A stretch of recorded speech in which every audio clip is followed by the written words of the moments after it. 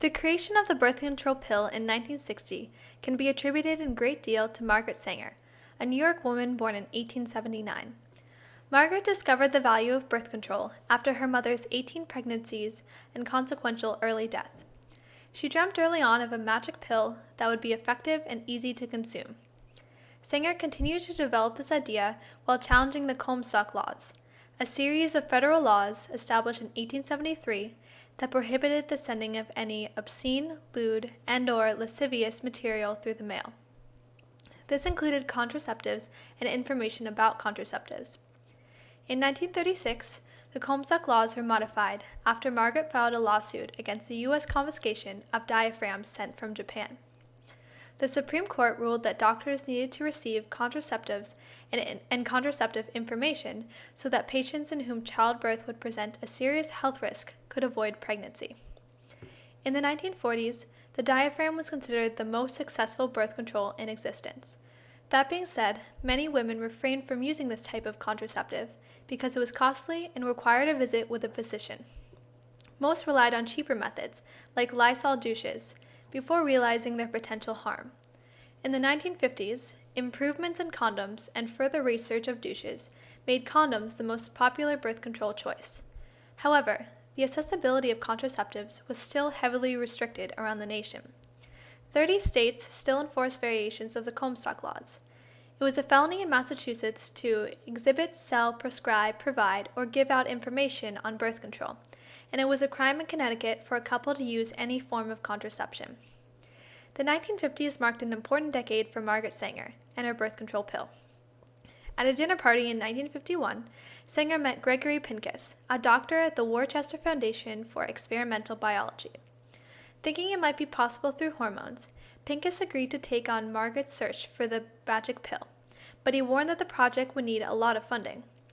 Margaret secured an initial grant from Planned Parenthood, an organization that evolved from the Birth Control League she established in 1921. But the true funding arrived via Catherine McCormick. McCormick, a wealthy woman born in 1875, shared Sanger's appreciation for birth control.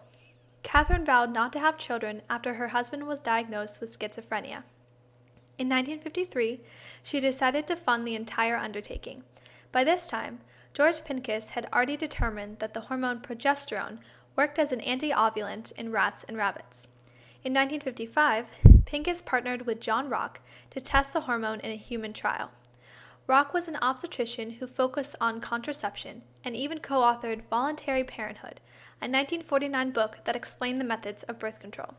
Together, the two began testing progesterone, in the form of a pill, on Rock's patients under the ruse of a fertility study. They administered the drug for 21 days and then stopped for 7 to allow for normal menstruation. The trial was successful for all 50 women.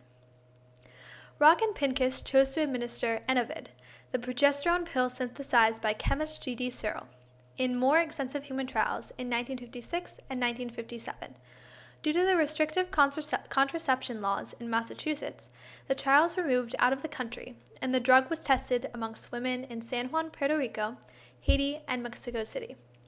Of the 897 women involved in the trials, ovulation ceased in all but the few who forgot to take the pill every day.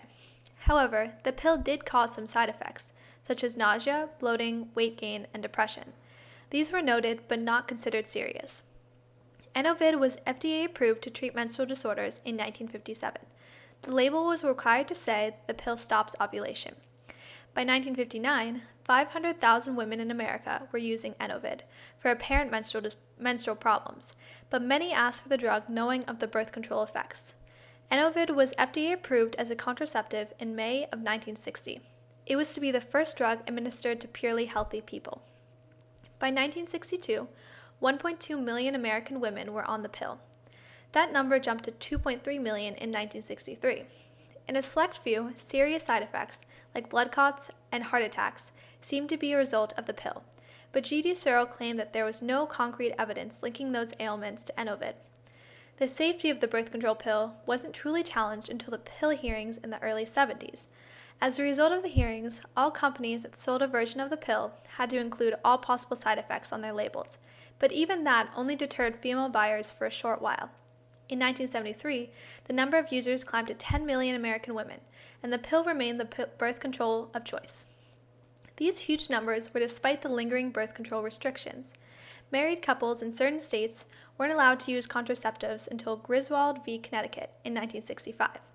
The Supreme Court case established that enforcing rules in the bedroom was a violation of a couple's right to privacy. Massachusetts laws preventing single people from using birth control weren't abolished until Eisenbrot v. Baird in 1972. This case established that it was unconstitutional to prevent unmarried couples from using contraceptives. As was expected, the birth control pill stirred a lot of controversy. Minority groups often thought that because Planned Parenthood provided birth control in low-income neighborhoods, the pill was meant to stop the, quote, inferior races from procreating. The NAACP called the pill a form of racial genocide. The Catholic Church stated in 1968 that it continued to oppose all forms of birth control, with the exception of the rhythm method, a method in which women refrain from intercourse during ovulation. However, the Church's standpoint did not stop the majority of Catholic women in America from using contraception. All in all, the pill was revolutionary because it gave women the power to control their future. Previously, in the 1950s, the expectation of women was to marry young, start a family early, and then live as a housewife. Many people thought all women were content to live amongst domestic chores, but Betty Friedan challenged that belief in 1962 with her book, The Feminine Mystique. The Feminine Mystique urged women to find fulfillment outside of the home. The pill allowed them to do just that.